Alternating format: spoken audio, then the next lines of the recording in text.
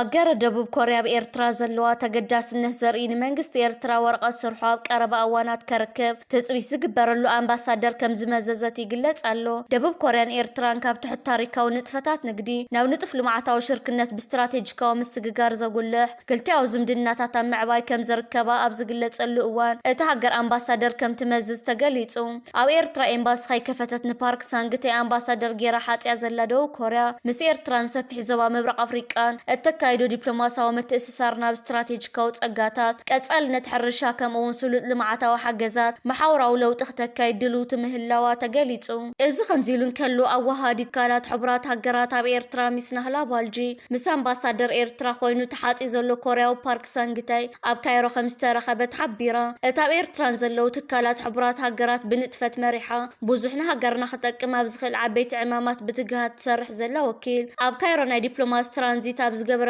እዋን ካብ ዘለዋ ግዜ ምስ ኣብ ቀረባ እዋናት ንመንግስቲ ኤርትራ ወረቐት ስርሑ ንኸረክብ ተዳልዩ ዘሎ ኣምባሳደር ፓርክ ሳንግተይ ኣብ ጉዳይ ሃገርና ዝምልከት ዛዕባ ምዝራባ ሓቢራ ኤርትራ ናብ ኢትዮጵያ ዘቕንዐ መልእኽቲ ኣመሓላሊፋ ኣብቲ ኣብ ሰሙን ኣብ ጋዜጣ ሓዳሲ ኤርትራ ንንባብ ዝበቃዕ ጽሑፍ ኤርትራን ኢትዮጵያ ንምድኻምን ንምዕናውን ብውዲታትን ሓይልታትን ዝተፈጠረት ሃገር እያ ዝብል መግለጺ ነውራምን ሕሱርን ውዲት ክትብል ገሊጻቶ። ጋዜጣ ሓዳሲ ኤርትራ ኣብ ቀርኒ ኣፍሪቃ ዝረአ ዘሎ ፖለቲካዊ ምስሓባት ስልታዊ ምቅያራትን ንታሪክን ሕግን መሳርሒ ፕሮፓጋንዳ ናይ ምግባር ሓደገኛ ዝምባለ የርኢ ከም ዘሎ ድሕሪ ምሕባር ድማ ካብቶም ኣብ ዝሓለፈ እዋን ብወገን ሰልፊ ብልጽግናን ወከልቶን ብሰፊሑ ክዘርግሑ ሕጉግያት ተረኻታት እቲ ዝዓበየ ኤርትራን ኢትዮጵያን ንምድኻምን ንምዕናውን ብውዲታት ሓይልታት ዝተፈጠረት ሃገር እያ ዝብል ስነ ሓሳባዊ ፈጠራ ሕሱር ግን ከዓ ሓደገኛ መናቆፅን ተረኻ ንታሪካውን ሕጋውን መንነት ኤርትራን ህዝባን ዝኽሕድ ነውራን ፕሮፓጋንዳ እያ ክትብል ገሊጻቶ። እታ ጋዜጣ ወሲኻ ከምዚ ዓይነት ናይ ታሪክ ጥምዛዝን ፕሮፓጋንዳዊ ቅጥፈትን ነቲ ኣብቲ ዞባ ዘሎ ሓቀኛ ታሪካዊ ዕብለላን መሰረት ሓቅታትን ዝኽሕድ ብምዃኑ ብሰነዳትን ብቕዓት ሕጋዊ ጭብጥታትን ክምርመርን ከሎ ፈጺሙ ፍሹል ምዃኑ የረጋገጽ ክትብል ረድያ። ጋዜጣ ሓዳስ ኤርትራ ኣብቲ ፍሹል ትረኻ ስልታዊ ውዲት ሓቅታት ላዕላውነት ኤርትራ ብዝብል ኣርእስቲ ንንባብ ዘብቃዓቶ ጽሑፍ ታሪክን ሕግን ከም ዝምስክሮ ህልውና ኤርትራ ብስምምዕ ወይ ብደገፍ ሓይልታት ዘይኮነስ ህዝቢ ኤርትራ ብሰንኪ ጂኦፖለቲካዊ ረብሓታት ዓበይቲ ሃገራት ዝተሓረመ መሰል ናጽነት ንምምላስ ብዘካየዶ መሪር ቃልሲ ዝተረጋገጸ ታሪካዊ ሓቂ ኢላ ጋዜጣ ሓዳስ ኤርትራ ቀጺላ እዚ ውዲት ዝብል ትረኻ ብቐንዱ ከም ናይ ፖለቲካዊ ቅልውላዊ መተንፈሲ ኮይኑ ዘገልግል ዝተመሃዘ ስነ ኣእምራዊ ጸወታ እዩ ድሕሪ ምባል መራሕቲ ብልጽግና ነቲ ኣብ ውሽጢ ሃገሮም ዘሎ ዓሌታዊ ወጥሪ ቁጠባዊ ውድቀትን ስእነት ምርግጋእን ንምሽፋን ወትሩ ደጋዊ ምስምስ ከናድዩ ከም ዝረኣዩ ብምጥቃስ ንኤርትራ ከም ናይ ውዲት ፍርያት ጌርካ ምቕራብ ከዓ ነቲ ኣብ መንጎ ክልቲኦም ህዝብታት ዘሎ ናይ ነዊሕ ዓመታት ሰላማዊ ዝምድናታት ንምብካል ዝዓለመ እኳ እንተኾነ ታሪካዊ ሰነዳት ግን ፍጹም ተጻራሪ ሓቂዮም ዘርእዩ ክትብል ገሊጻ ወሲኻ እዚ ዓይነት ናይ ትረኻ ጥምዛዝን ድሕሪት ናይ ምምላስ ሃቐነን ንኹናት መመኽነይ ንምንዳይ ዝተኣለመ ነውራምን ሕሱርን ውዲት ጥራይ ብምባል እዚ ዓለም ዝሓሰረ ፕሮፓጋንዳ ተባሂሉ ክጽዋዕ ዝግባእ ትረኻ ነቲ ብደምን ረሃፅን ሚልዮናት ዝተሃንጸ ሃገራዊ መንነት ብምኽሓድ ፖለቲካዊ መኽሰብ ንምእካብ ዝግበር ዘይሓላፍነታዊ ዕንደራ እያ ክትብል ኣረድያ። እታ ጋዜጣ ድሕሪ ዝተፈላለዩ ታሪካዊ ዕብለላታት ምጥቃስ እቲ ኢትዮጵያ ንምድኻም ዝግበር ውዲት ዝብል ፕሮፓጋንዳ ምስቲ ኣብ ባይታ ዘሎ ቁጠባዊ ቁፅርታት ፈጺሙ ዘይተኣሳሰር ድሕሪ ምባል ገለ ወግዓዊ ጸብጻባት ከም ዘነጽርዎ ኢትዮጵያ ብዝሓለፈ ዓመታት ብድምር ልዕሊ 114 ቢልዮን ዶላር ዝግመት ቁጠባውን ረድኤታውን ሓገዝ ካብ ዝተፈላለዩ ኣህጉራዊ ትካላትን ሃገራትን ከም ዝረኸበት ብምሕባር ሕጂውን ብሰንኪ ውሽጣዊ ኩናትን ጌጋ መሪሕነትን ዘጋጠማ ቁጠባዊ ቅልውላው ንምፍታሕ ልዕሊ 3 ቢልዮን ዶላር ዝግመት ናይ ኣህጉራዊ ማዕከን ገንዘብ ደገፋ መስመር ከም ዝርከብ ጠቒሳ እዚ ከዓ ብሓገዝ ማሕበረሰብ ዓለም ንኢትዮጵያ ንምዕቃብን ንምሕጋዝን ዘሎ ጽኑዕ ድሌት እምበር ንምድኻም ዝግበር ስልታዊ ውዲት ከም ዘይኮነ ርእሰ ግልፂ ሓቂ ብምባል ገሊጻ ጋዜጣ ሓዳሲ ኤርትራ መወዳእታ መራሕቲ ጉጅለ ብልጽግና ካብዚ ሓደገኛን ዘይሓላፍነታውን ትርኻታት ወፂኦም ላዕላውነት ጎረባብቶም ብምኽባር ንሰላም ምርጋን ዓበይትን ክሰርሑ ከም ዝግባእ ብምዝኽኻር ታሪክ ምጥምዛዝ ንግዜያዊ ፖለቲካዊ ረብሓ ከግልግል ይኽእል ይኸውን ኣብ ነዊሕ እዋን ግን ናብ ዝኸፈአ ውድቀት ጥራሕ እዩ ዘምርሕ ኢላ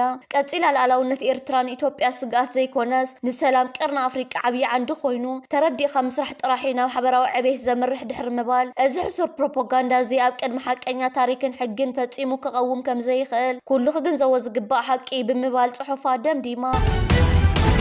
ግብጽ ተርር መጠንቀቅታ ናብ ኢትዮጵያ ሰዲዳ ግብጽ ኣብ ዘውጻአቶ ጋዜጣዊ መግለጺ ግድብ ኣባይ ዓለም ለኻዊ ሕጊ ዝተሓሰይ ብምባል ንህልውናዊ ሓደጋ ስለ ዘእተወ ኩሉ ዝካል ስጉምቲ ክትወስድ ምዃና ገሊጻ ግብጽ ኣብቲ ትማል ዘውጻአቶ መግለጺ ኢትዮጵያ ካብ ክልቲኡ ስምምዓት ወጻእ ብምኻድ ዓለም ለኻዊ ሕጊ ጥሒሳ ንህልውናዊ ሓደጋ ዘእቱ ስጉምቲ ትወስድ ከም ዘላ ብምሕባር እያ ስጉምቲ ክትወስድ ምዃና ትገልጽ ዘላ ግብጽ ነዚ መልእኽቲ ዘመሓላለፈትሉ ኩነታት ማይ ግብጽ ንፖለቲካዊ ወጥሪ ቀርኒ ኣፍሪቃ ዓብላሊ መልክዕ ሒዙሉ ኣብ ዘሎ እዋን እዩ ምስቲ ኩነታት ቀርበት ዘለዎም ወገናት ኣብ ዝሃብዎ ሓበሬታ ግብጽ ወታደራዊ ምንቅስቓስ ኣብ ቀርኒ ኣፍሪቃ ኣብ ትዕብልለሉ ዘላ ግዜ ብምዃኑ እዚ ናይ ትማሊ መግለጺ ኣብ ውሽጢ 15 ዓመታት ትርር ዝበለ ይኽብሉ ኣረዲኦም ግብጽ ሓንቲ ካብተን ዝደረቓ ሃገራት ዓለምና ኮይና እቲ ምንጪ ኤሌክትሪክ ንምውሓዝ ንፈለጋ ኣባይ ዓጊቱ ዝተሰርሐ ግድብ ንማያዊ ብፅሒታ ከም ዝቕንስ ብምሕባር ኣብቲ ማይ ተመርኪሶም ሕርሻዊ ንጥፈታቶም ንዘሳልጡ ብሚልዮን ዝቁጸሩ ናይ ስራሕ ዕድላት ብምዕጻው ሚዛን ምግቢ ከም ዘዛብል ብተደጋጋሚ ክትገልጽ እያ ትስማዕ ኣብ ዝሓለፈ ዓመት ንህንጻዊ ስራሓት ሰሪሓ ከም ዝዛዘመት እኳ እንተገለጸት ዛጊድ ግን ንውሕጅ ማይ ዝኾን ጽልዋ ከም ዘየምጽአ ትሕብር ሓደ መዓልቲ ውሕጅ ማይ ብዝተፈላለየ ምኽንያት ክዕጾ ይኽእል እዩ ዝብል ስግኣት ዘለዋ ግብጺ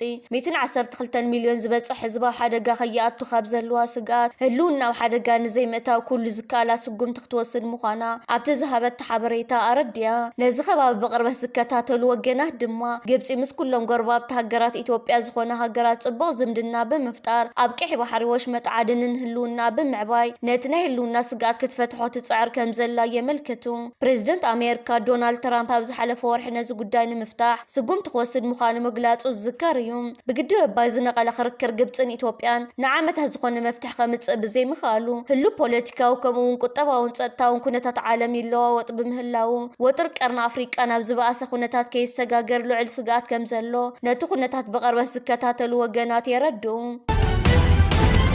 بمتقعت يمن سعودن قيح بحرنا وطراتيو دحريو ايربورت صنعاء استخايد متقعت بإيران كم زدقف زنقرلو عطق حيل يمن ابلعلي سعود عرب ناي ميسائيل متقعت ياكايدو عطق حتي ابلعلي بدوا معراب سعودي ابزر كم معرفو نفرت بزكايدو ناي ميسائيل متقعتي قبر ملسنايت سعودي فتيماتو يزبلو متقعت مخوانو افليتو نسميناو معراب يمن زقوطاطر بإيران كم زدقف زنقرلو عطق حيل حتي اتن مقشا مقد معرفو نفرت صنعاء الى ما قيرو استخايد متقعتي بسعودي كم استفتصم اي زخصص منغست يمن بوغنو اتي استخايد متقعتنا ايران اير اب معرفو نفرت نغي تعلب حاليخا خم استخايد يزغلص از حدش تولع زله متقعت حتن سعود عربن قدمي 4 عامت وقعو زيكونه مقرا استخصم كيادوم كابسترايل زل على متقعت مخانو سينين اب زرخب حبريتا غليصو يمن بتي اب 2014 استولع خوينات حدحد بخبيد كم زعنو زغلصو تعذبتي حوتي نتبسن عزمدو منغست دحر موداقو نت منغست نمحلاو ناب سلطان مملاس بسعودي زمراح بركز بولو هاجرات عرب استساتفوا لخيدان او لعل حتي بخلتشن 15 متقعتي دحرمو لعام اتخونتات بخبيد كم استبا سيوم تعذبت زغلصو بسنكز دما وخينات كاميتن 50 شح سبات هيوتهم كحلفن كلو بمسرت مجلص ودو حبرات هاجرات كا 22 مليون زبصح زيغاتات هصص راديتي صبيو خمزلو سينين حبيرو بسوني ام محبراو مرخبيتات اب تزرغح فيديو دحرت معرفو نفرت سنعه استخايده متقعتي تكينا سماي كعرق ترايو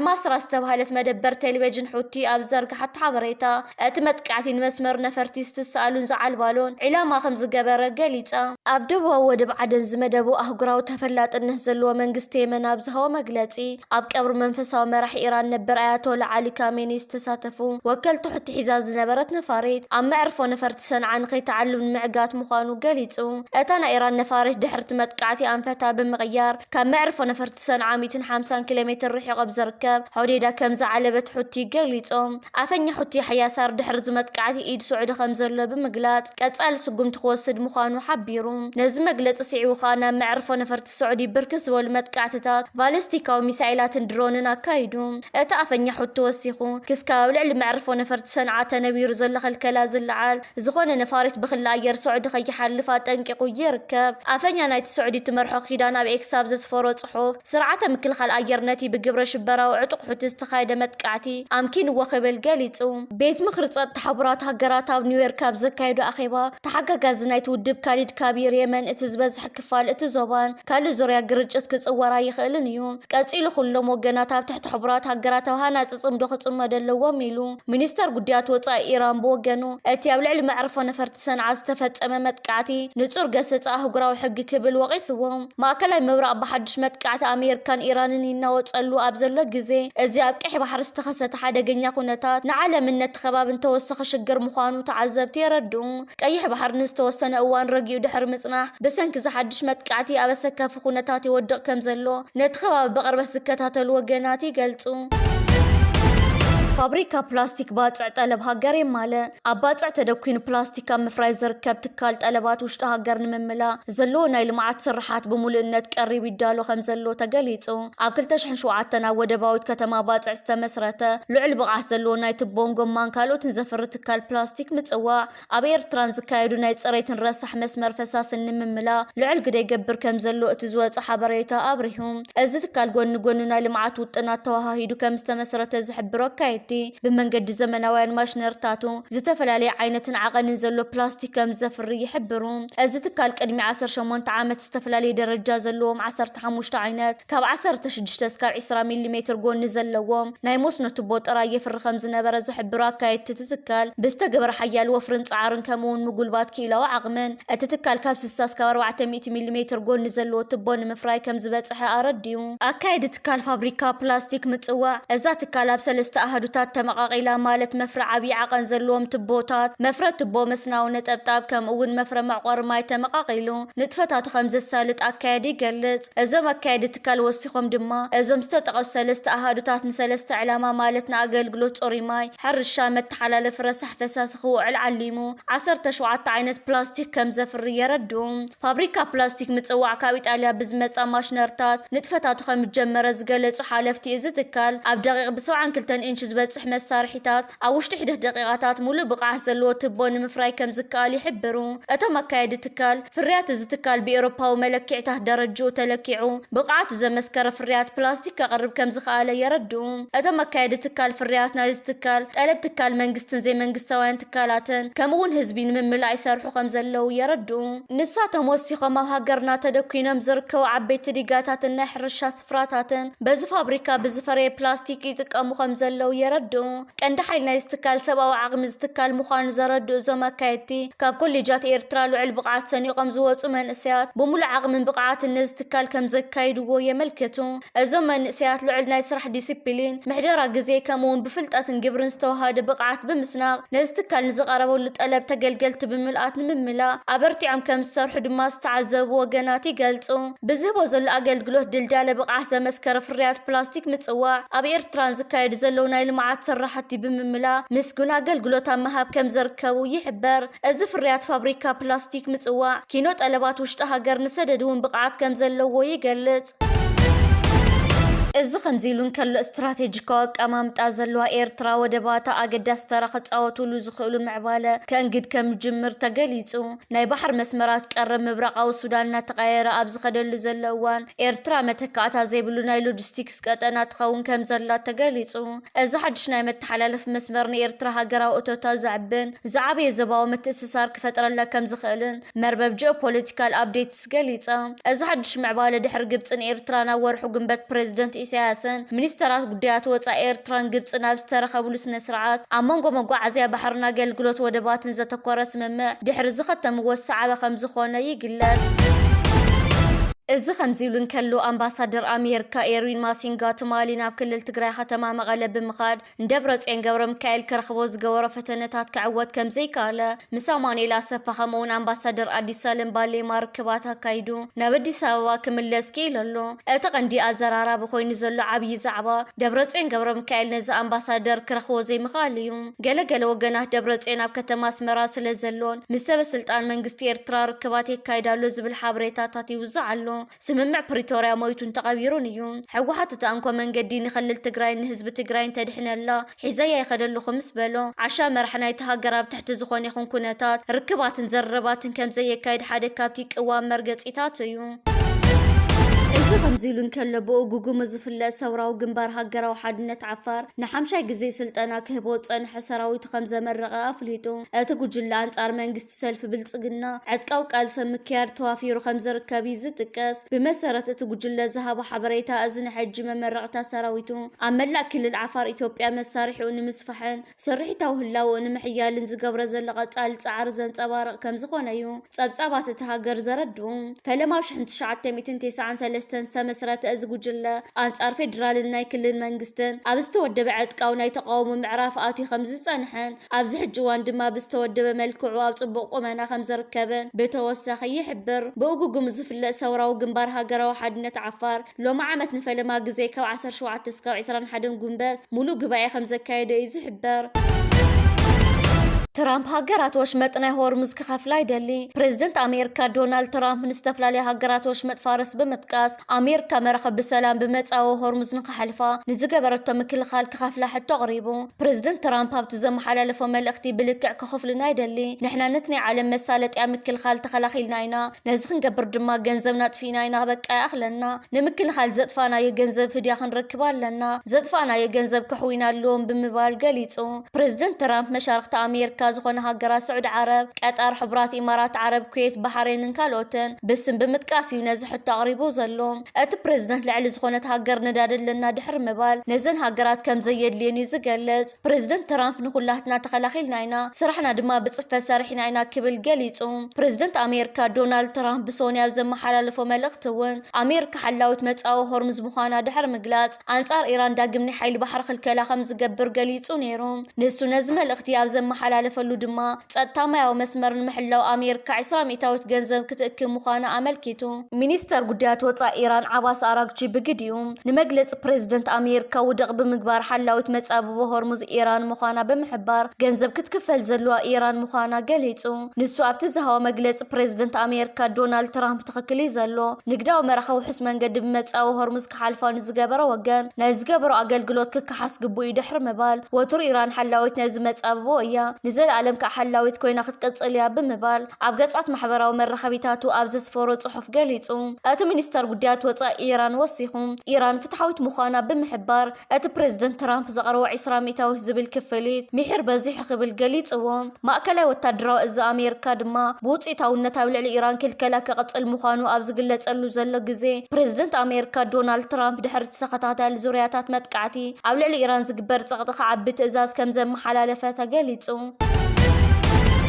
ምጅማር ፕሮጀክት ዕደና ኣስመራን ረብሑን ናይ 560 ሚልዮን ዶላር ዝዋግኡ ናይ ፈለማ ፍርያት ትካል ዕደና ነሓስ ፖሊሜታሊክ ኣስመራ ንቁጠባ ኤርትራ ናህር ከም ዝውስኸሉ ተገሊጹ ሬድሲ ቢኮን ፈለማ መፍረ ናይ ትካል ኣመልኪቱ ኣብ ዘውፅኦ ሓበሬታ ትካል ዕደና ነሓስ ፖሊሜታሊክ ኣስመራ ኤርትራ ካብ ሰደድ ዝርከብ እቶት ብምዕባይ ነቲ ካብ ካልኦት ትካል ዕደና ተረኽቦ ዝነበረት ብምውሳኽ ኣብ ጂዲፒ ናይ ነዊሕ እዋን ጽልዋ ክፈጠር ምዃኑ ኣረድዩ እዚ ሓበሬታ ወሲኹ ፍርያት ፕሮጀክት ዕደና ኣስመራ ዝተፈላለዩ ቁጠባውን ማሕበራውን ጽልዋታት የምጽእ ከም ዘሎ የርድእ መርበብ ሓበሬታ ሬድሲ ቢኮን ምስ ምጅማር ፍርያት ናይ ትካል ኣመልኪቱ ኣብ ዘርጎ ሓበሬታ ፕሮጀክት ዕደና ኣስመራ ብቐጥታ ካብ 1,000 እስካብ 200 ዝበጽሑ ዜጋታት ናይ ስራሕ ዕድል ክፈጥር እንከሎ ካብ ኢንስቲትዩት ቴክኖሎጂ ማይ ነፍሒ ዝተመረቑ ክኢላታት ድማ ነቲ ብኽልሲ ሓሳብ ዝተምሃርዎ ብተግባር ክፍትኑ ዕድል ፈጢሩ ከም ዘሎ የርድእ እቲ ሓበሬታ እዚ ናይ ስራሕ ዕድል ድማ ኣብ ነፍሲ ወከፍ ዜጋ ቁጠባዊ ረብሓ ይፈጥር ከም ዘሎ የመላኽት ከም ዘሎ ይሕበር እቲ ሓበሬታ ወሲኹ ፕሮጀክት ዕደና ኣስመራ